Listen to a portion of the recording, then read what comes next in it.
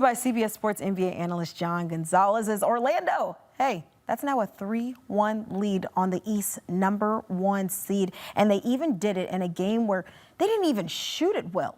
An 8 seed gets a win in a game like this while shooting 32%.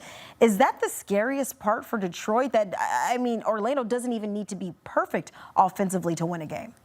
Yeah, these two teams are sort of mirror images of each other and like how they want to execute their game plan. They're both really good at defense, and then neither of them can shoot, Kiana. But yeah, that's a problem. If you're the Pistons, where you see the Magic winning this game, and you're thinking, well, we're supposed to be the team that wins ugly. We're the #1 seed. We're the team that dominates in the paint and plays great defense. But the Pistons' issues that they've had all season have really been exposed by the Magic in this series, and that is beyond Cade Cunningham, it is really tough for them to find any offense. Jalen Duren has not been very good in this series. He had a great regular season, right? But his scoring average is way down from what he did during the regular season. Wendell Carter has outplayed him in 3 of the 4 games in the series so far. And so Cade Cunningham has been asked to do so much, and that's put a lot of pressure on him. They don't have a lot of ball handling outside of Cade Cunningham. He had 8 turnovers tonight. He had 9 in game 3. The turnovers absolutely killed the Pistons tonight. 20 turnovers leading to 23 points for the Magic. That's your difference right there. If you're saying,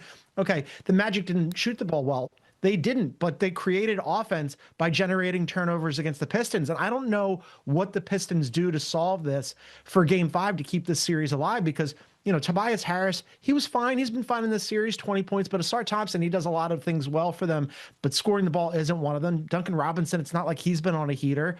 Isaiah Stewart, okay, he had 6 blocks off the bench, but just 6 points. Like, if you're the Pistons, you're in a lot of trouble right now. Yeah, and we even came into this game, we were talking about wanting to see more from Duren in this game. And I mean, he had a modest outing, but now I feel like our focus now goes to these turnovers, which continue to be an issue for the Pistons. But I do want to spin back to the Magic, because Desmond Bane, he did lead Orlando with 22 points, but notably he hits 5 threes. That's 12 across the last 2 games. How much has his shot making just opened things up for Orlando?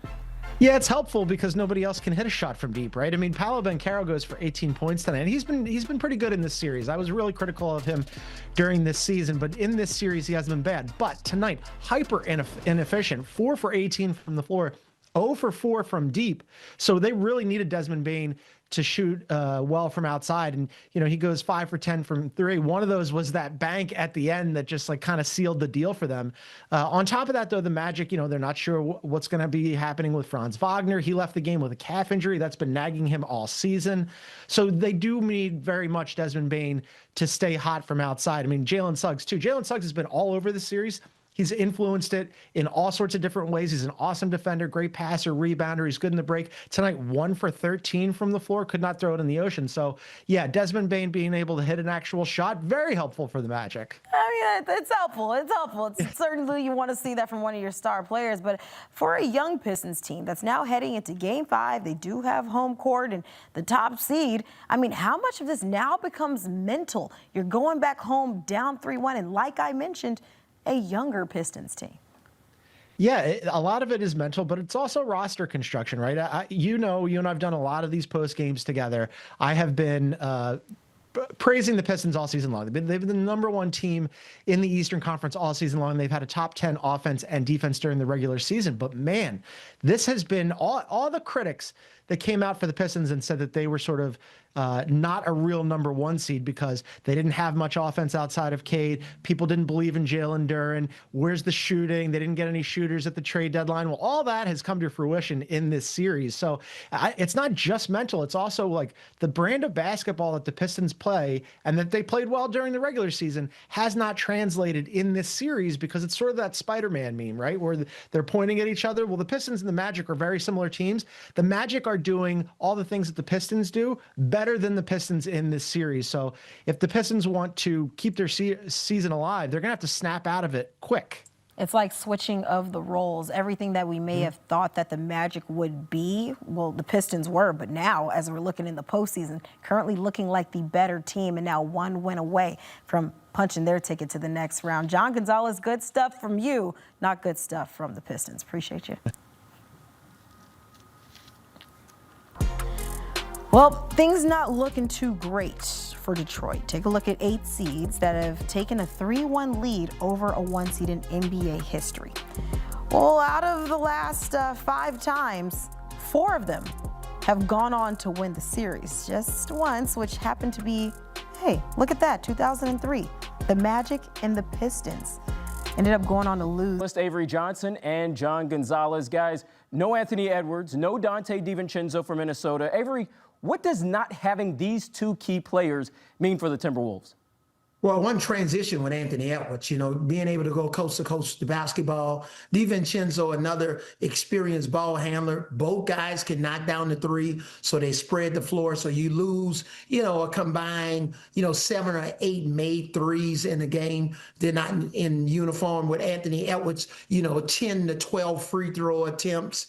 But just being able to be another outlet, provide more space, especially when you're on the court with Rudy Gobert, you need players that's not going to compress the offense, but space it out. So not having those 2 guys in the lineup is definitely going to be an issue. Anthony Edwards passing lanes defensively. You look at DiVincenzo, he's more of a charge guy, very crafty with the basketball. But, DiVincenzo, a winner. 2 championships at Villanova. He knows how to play. I think at times the Knicks actually miss DiVincenzo. But just that attitude, both of those guys bring a lot of confidence to, along with McDaniels, what he's doing in this series. But I think spreading the floor, ball handling ability, shot making ability, especially at the end of the shot clock. Yeah, I think it's crushing. I mean, like, you win the game, but you kind of lose the battle here where you're thinking, okay, well, you lose 2 of your 5 starters. I mean, in the same game, like, the basketball gods did not shine their light on the Wolves positively here. I mean, because for sure you're out with DDV the rest of the way and probably all of next year. And then you don't know how long Ant's going to be out. He's expected to miss multiple weeks, and they're already not that deep, right? Like, so they go and get Ayo to give Nas some help off the bench at the trade deadline, and good for Tim Connelly. I mean, he nailed it, right? Ayo was fantastic. It was incredible in game 4, career high 43 points. Super efficient, but now you have to elevate him into the starting lineup, and it's like that bench was already pretty thin, right? I mean, now you're looking at Bones Highland. They dusted off Mike Conley the other day in game 4. He had to play 21 minutes. That is not what they're hoping for. So now all of a sudden you need like really big performances offensively, because where's the offense coming in that starting unit? You're going to need Ayo to have a big game again, and then Julius Randle to be much more efficient. So they're up 3-1 in this series, but they're still the favorites to get out of it, but it's not going to be easy. And then what happens in the second round? So yeah, it's a brutal turn of events for the Wolves. Oh, John, you're kind of scooping me a little bit here. You mentioned as we had those 2 key stars that Minnesota lose those 2 key stars there in game 4, someone needed to step up and step up big. And of course, it was Ayo Dosunmu who did just that and then some. Ayo coming off the bench and scoring a career high 43 points, the second most points by a player off the bench in a postseason game. So, John, how are you expecting Ayo to fare tonight? Yeah, it'll be interesting, right? Because he can flat out score. I mean, Chris Finch has been singing his praises this entire time. And at the deadline, again, they needed somebody to bolster that bench. The bench was thin. They really missed Nickeil Alexander-Walker, who left in free agency. And they looked around and they landed on Ayo, and the Bulls just basically gave him away because they're the Bulls, and there's a reason why they overhauled their front office. And all credit to Tim Connelly, the president of basketball operations, because he really did nail it there. And he goes out and has the best game of his life in game 4. Now, the question is, can he do it again? Because, coming off the bench, being the instant offense in a game where you lose 2 of your starters, that's one thing. Now the Nuggets know that the Wolves are really going to need that offensive production from Ayo, and they're going to game plan for it. And then the question is, how do they stop him? Because Jaden McDaniels had called out the Nuggets and said that none of those guys play defense. And, he's not entirely right, but he's not wrong either, right? Like, Aaron Gordon is a good defender. Ironically, they could really use Peyton Watson, who's still out with a hamstring injury. He would be great to throw at Ayo, but this is a big thing here. Like, how much Bruce Brown are you going to put on him? Can Christian Brown guard him? Can Cam Johnson? But yes, they need Ayo to really step up. I don't know that he needs to go for another career high 43, but he's definitely going to have to shoulder some of that offensive load.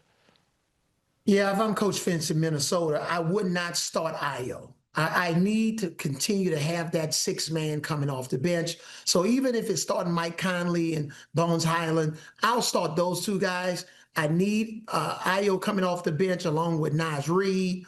If I have to go to a Kyle Anderson as like my eight man rotation, but I need Denver to think about, when Ayo's on that bench, you can insert him at any time.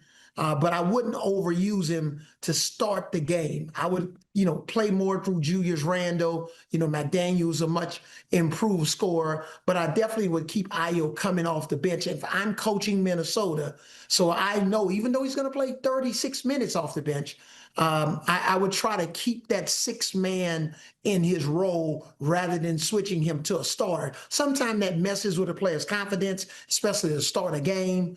Keep him in his comfort zone. Oh, I love that analysis, Coach. We'll see what the T-Wolves do in terms of their game plan with Ayo in this one. The Nuggets, meanwhile, they're on the brink of elimination, and Nikola Jokic, he'd love to add a second championship to his resume, but the task of doing that is a really daunting one for Denver, which is currently in must-win mode. Avery, let's go back to you. How much pressure is on Jokic to avoid losing in the first round in a series that he was favored to win? It's an enormous amount of pressure, especially with DiVincenzo and Anthony Edwards not in uniform. In this situation, look, if you ever wanted to have a tailor-made situation that you can draw up on the board and have, I wouldn't even call it a wish list because we never want players to be injured. But if you had a list of like, hey, what would happen if Anthony Edwards and DiVincenzo for some reason got stuck and they couldn't get in the arena for the next 2 or 3 games, especially game 5, what would that look like? That would be a wonderful situation for Denver. That would be an early Christmas present. So right now, Jokic, especially with those two guys not being in uniform, this is tailor-made for a comeback. But you can't come back and win the series unless you win a game 5. And this is all on Jokic. He's got to shoot the ball better. Denver overall has to play better, spread the floor. But yes, this massive pressure on Jokic and Murray tonight.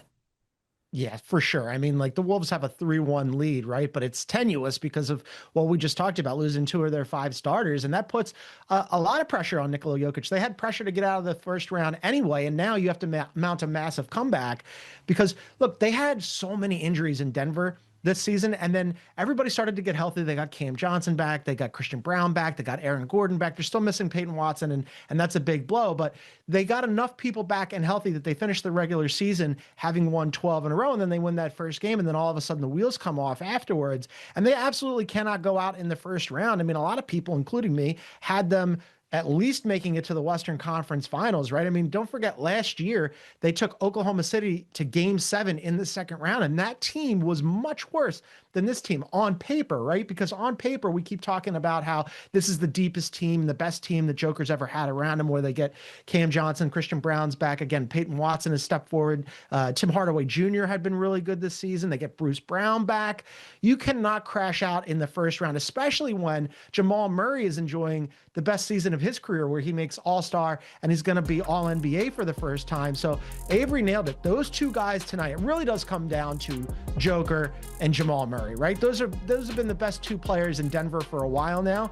They have to be superstars, not just tonight in Game 5, but just moving forward, the rest of the series. Those 2 guys got to come to play because, Rudy Gobert, for all the things